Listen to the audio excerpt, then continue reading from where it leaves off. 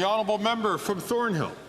The former immigration minister and the MP from Central Nova oversaw population growth in this country of 200% over the past several years. He lost track of the people that he let in. Worse, he saw international students living in homeless shelters or with 14 roommates in a basement, all while he ignored his department's advice on it was too much and too fast. Watching the impact of these failed policies on housing, the Prime Minister said, "That's my guy for housing." Why did the Prime Minister promote this guy instead of firing him?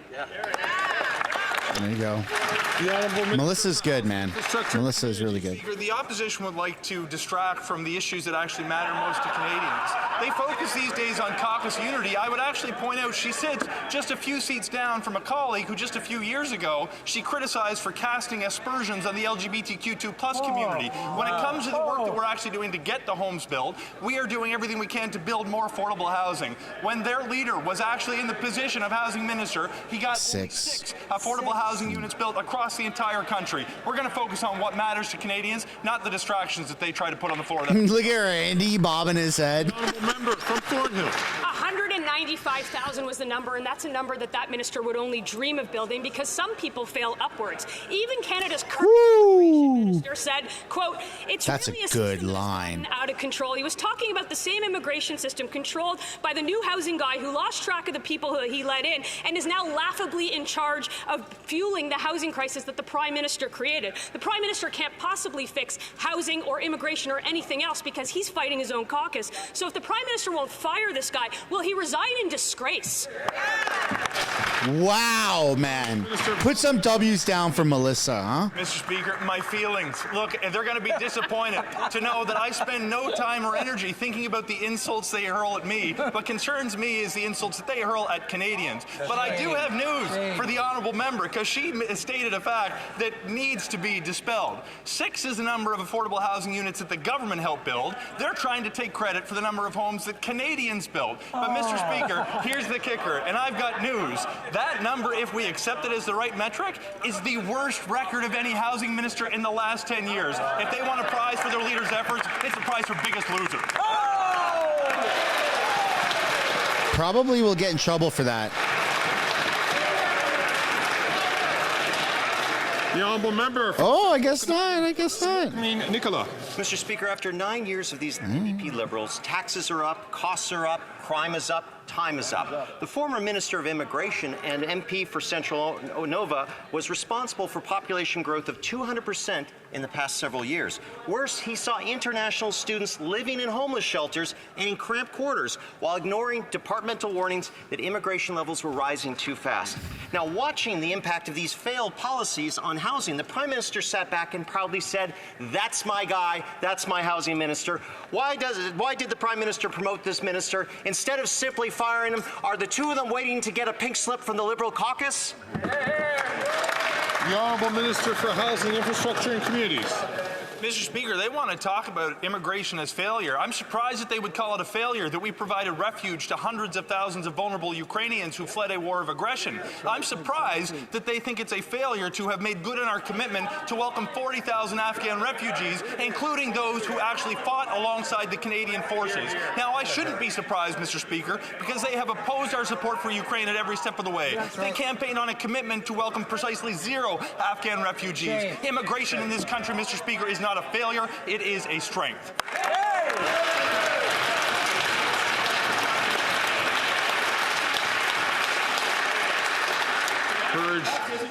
I'm going to encourage all members, please, not to speak out of turn when they are not recognized by the chair. After 9 years of NDP Liberals, violent crime is up and police have had enough, Mr. Speaker. Frontline officers in Toronto, York, Vancouver, Surrey are all slamming the Prime Minister for his self-congratulatory social media campaign where he promoted his failed handgun policy that has done nothing to stop violent gun crime, which is up, in fact, by 116% since the Liberals took power 9 years ago. When is the Prime Minister going to stop patting himself on the back for his failures and start listening to police? There. The Honourable Minister. I'm so glad she's back.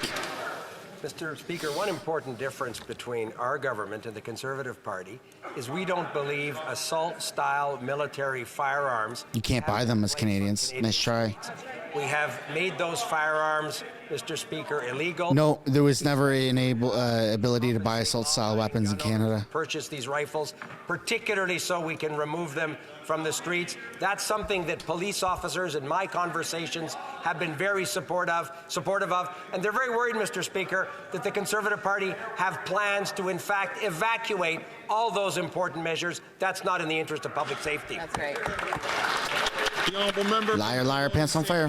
You know, Mr. Speaker, I'm going to let the police association speak for themselves to that Liberal minister and to this Liberal Prime Minister. From Surrey, BC, quote, the federal handgun freeze fails to address the real issue, which is the surge of illegal firearms coming across our border ending up in the hands of violent criminals. From Vancouver, BC, quote, stopping legal sales won't stop criminals from getting guns illegally. You're only restricting law-abiding citizens while doing little to address actual gun violence. When is the Prime Minister going to stop working against police, stop going after law-abiding citizens, and start going after the real problem, criminals? Yeah. When are they? The honourable minister for public safety. Mr. Speaker, I was surprised that our colleague raised the issue of border security. Our government, unlike the Conservative government previously, has invested precisely so the Canadian Border Services Agency would be able to interdict these illegal firearms crossing our borders. Mr. Speaker, we work with the RCMP, their policing partners, and border services. The Conservatives cut the funding to these agencies, laid off hundreds of border services agents, and had in fact plans to cut another 800. The good news, Mr. Speaker, is they lost the 2015 election. We reinvested in those important priorities for Canadians and will continue to do so. The honourable member from Durham. Mr. Speaker, after 9 years of NDP Liberals, crime is up because the Prime Minister's policies are failing. The Toronto Police Association says that violent crime is up 78% since these Liberals came into power. Shootings are up 45% since last year. Gun-related homicides up 62% since last year. So when will the Prime Minister start listening to police associations across Canada and admit he's adding to the crime wave, not fighting it? That's right. Good question. The Honourable Minister of Justice and Procurator General. Mr. Speaker, I appreciate that member's contributions to the House. I just don't appreciate the hypocrisy. What I would say is that assault-style rifles aren't used for hunting deers. That's why we're taking them out of circulation. What I would also say with respect to guns and... You can't buy assault-style weapons in Canada. ...in our society, then you need to regulate the border. That's why we've invested over $390 million into the CBSA. Exact money amounts that were cut. And over $69 million Yes, I can't fault to buy guns back, which you haven't done a single one. We're not doing anything to keep our borders safe and to keep guns out of our country. The honourable member from Durham. Mr. Speaker, the Liberal Minister of Justice continues to reveal just how out of touch this government is. And we have real-time evidence of it. Just less than 3 hours ago, there was a shooting in Toronto near Shepherd and Yonge, not far actually from the Minister of Justice's riding.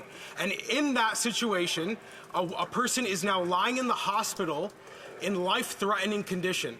So when will this government actually take responsibility for the crime that it's causing and listen to the police? That's right. Good question.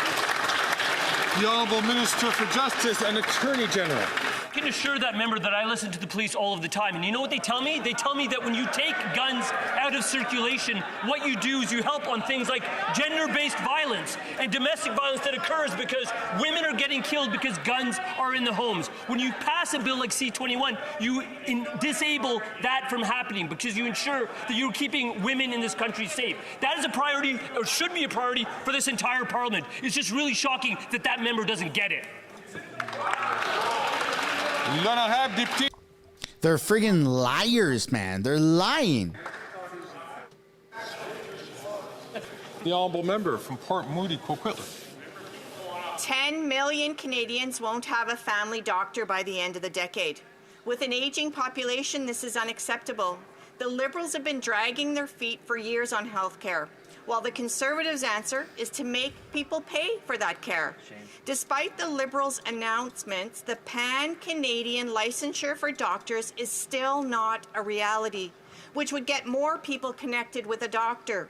Why are the Liberals dragging their feet on this simple health solution? The Honourable Minister of Health. Thank you, Mr. Speaker. And I would say to the honourable member that was an absolutely critical point of conversation at the last health ministers meeting, where we've committed to doing that. In fact, you take a look at what was done in the Atlantic provinces. We're moving forward with exactly that. And the agreements that we've signed with every province, every territory, $200 billion. Just today, we got baseline data. Why is he always in a bow tie? Wait times, and on making sure that the number of surgeries are provided, that we're back ahead of where we were prior to the pandemic. That on doctors and nurses, there are more doctors and nurses in virtually every province and every territory. We're making important progress. The honourable member from Victoria. While Canadians are worried about massive flooding and wildfires, Conservatives are rubbing elbows with the same CEOs who are fueling the climate crisis. The Conservative leader spent a night schmoozing with these executives at his $1,600 a plate fundraiser. He's not listening to hardworking Canadians. But the Liberals are no better. They met with oil and gas lobbyists 5 times a day. Shameful. Canadians should come first, not CEOs. So why are the Liberals ripping a page from the Conservative playbook and putting CEOs ahead of people? Hear, hear. The Honourable Minister for the Environment and Climate Change. Well, thank you, Mr. Speaker. And as opposed to the Conservative leader, I can assure the member opposite that no oil lobbyists have organized fundraisers for me. But I would like to quote her colleague from her own party, Madam Speaker, the member for Rosemont La Petite Patrie, who said, as a New Democrat, as a progressive, as an environmentalist, we're in favor of putting a price on pollution, Mr. Speaker. Well, it would look like that under pressure from the Conservative, the NDP are no longer conservative, no longer progressive, no longer environmentalist, Mr. Speaker. The honourable member from Scarborough Centre. Mr. Speaker, today is a big day. The Minister of Immigration, Refugees and Citizenship just tabled the immigration levels plan for 2025-2027. This is a comprehensive plan that will align the number of newcomers to the supports available in the country, as immigration is essential to Canada from an economic, social and cultural perspective. Yes, targeted immigration though, not is vital. Could the Minister willy-nilly letting in as many people as we possibly can. On our government's efforts towards ensuring a sustainable immigration system where everyone has a fair chance to succeed. The Honourable Minister for Immigration, Refugees and Citizenship. Thank you, Mr. Speaker. I want to personally thank the member for her contribution on this matter. She knows well as on this side of the House how important immigration is to this country, its past and its future. We need a manageable system that is controllable. This is what we are doing today with the Levels Plan. The reductions that we have proposed alleviate the impacts on infrastructure and housing. It's something that Canadians can be immensely proud of, and we should be very proud of the immigrants that continue to build this country and make it better than what it is today. Yeah. The honourable member from Kildone and St. Paul. Chasse les êtres humains Lévis. Mr. Speaker, there's chaos in immigration. Like in the Liberal caucus, this government... I can't believe we're actually changing politics in Canada. With the help of the Bloc that voted to keep the government in power, let us remember that this coalition left Roxham Road open 1 year after the United States moved to close it. To govern well is to forecast well. Our government will bring back coherence, planification, and a common-sense Prime Minister. We want elections right now, Mr. Speaker. The Honourable Minister for Citizenship, Immigration and Refugees. Mr. Speaker, it's been full incoherence from the Leader of the Opposition, in fact. You might be wondering why they're asking him a lot of questions. Francophone strategy outside of Quebec, because finally we've reached... They just announced that they're cutting back on temporary foreign workers by minimum 20%. Permanent residents outside of Quebec will hit 10%. It'll be the first time in our history. They should be proud of it. They should support us on this matter. Oh my God, the petition's literally almost at 3,000. The Honourable Member for Bellechasse, les êtres humains Lévis. I would like to remind everyone, everything has been broken by this government, and the Bloc Québécois voted almost 200 times to keep the government in power. Today, we've seen a desperate attempt from the Prime Minister to repair what he broke himself. Full confusion in the changes made to immigration, full incoherence and full improv from the Liberal government. Only a Conservative government could repair the immigration system and will repair the immigration system. Our message is clear. We want elections, and we want them now. Yeah. The Honourable Minister for Immigration, Citizenship and Refugees. The Honourable Member decided to read off her page instead of answering my question. I want to hear what the Conservative parties are. Oh, do you have a problem with that? They haven't even thought an iota about the slogan on this matter. I would like to hear their plan. Our plan is reasonable and will control immigration in a reasonable way for Canada and Quebec for the next 3 years. The Honourable Member for Lac-Saint-Jean. The Liberals have finally started to listen to the message from Quebecers put forward by the Bloc Québécois. Instead of raising their immigration targets to 500,000 a year, they are going to lower them to 365,000 by 2027. If Quebec wanted to follow the federal government's new target, it would still have to take in more than 80,000 immigrants per year. That's higher than Quebec's target, and no political party in Quebec is proposing more than 80,000 a year. So how did the federal government figure out that Quebec's capacity to accept immigrants is greater than the evaluation and reckoning of all the parties in Quebec City? The Honourable Minister for Immigration, Citizenship and... If you guys haven't yet already signed the petition, it is linked in the pinned comment of the stream, the description, and I'll post it again in the live stream chat. Has approved an agreement with us. They have jurisdiction over their numbers. We're waiting to hear from their plan. We've proposed a plan on a Canadian scale. We're waiting to hear what they have to say, and they will be able to do what they do under the current agreement. We give them $6 billion for francization and immigration, and we will continue. Thank you, everybody, for signing that. The Honourable Member for Lac-Saint-Jean.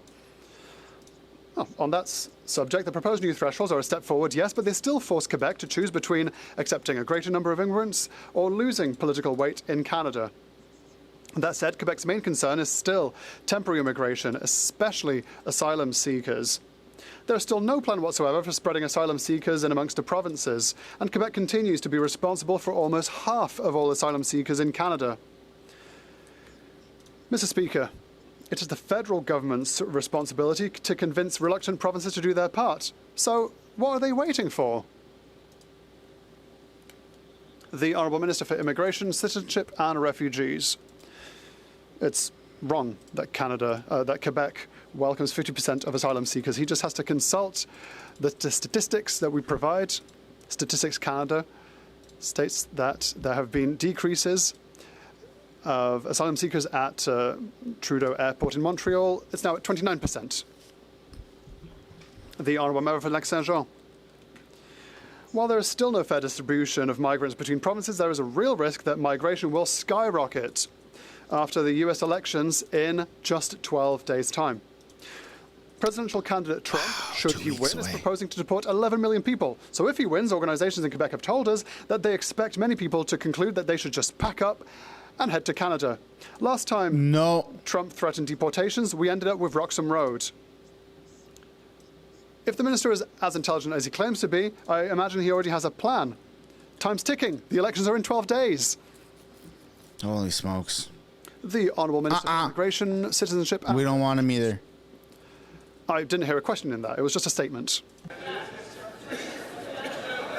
Are you okay?